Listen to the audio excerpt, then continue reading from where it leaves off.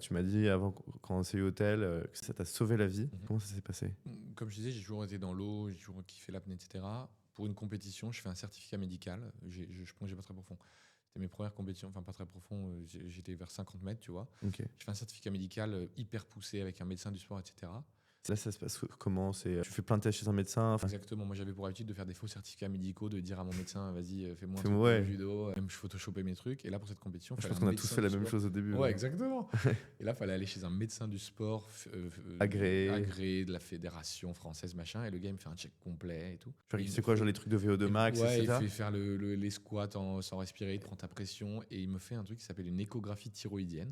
Donc, il me fait une échographie, là. Il voit sur son petit écran, mec, il avait une machine de 1900, je sais pas quelle année, là. Il me dit, ouais, t'as un petit nodule et tout, va faire checker. Ouais.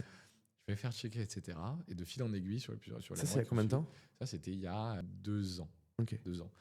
Et de fil en aiguille, donc 6 mois plus tard, je fais des tests, etc. On se rend compte que c'est un cancer de la thyroïde, du coup. Le mot cancer, il fait peur. Mais moi, ça a été une expérience super positive et c'est un cancer qui a un très bon pronostic, un très bon diagnostic. On se rend compte que c'est un cancer, je le fais soigner. Il y a un an et quelques, on me retire la thyroïde, tu vois, qui est une glande qui régule vachement ton corps. On dit même que certaines personnes disent que ça régule même plus que le cerveau, etc.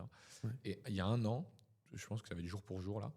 En septembre 2024, on me fait un truc qui s'appelle une irathérapie, c'est-à-dire qu'on me file une pilule radioactive à bouffer.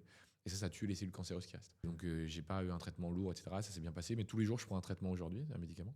Ok. Mais encore une fois, j'en ai fait une expérience positive parce que l'apnée m'a sauvé la vie sur ça. Et je me suis rendu compte à quel point j'avais la chance d'être en bonne santé.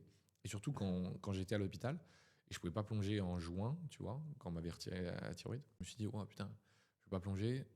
Il y a des gens pour qui ça va être toute leur vie de ne pas pouvoir faire ce qu'ils veulent. Et donc, ça m'a sauvé la vie sur ça et ça m'a changé ma vision de la vie, d'être hyper grateful.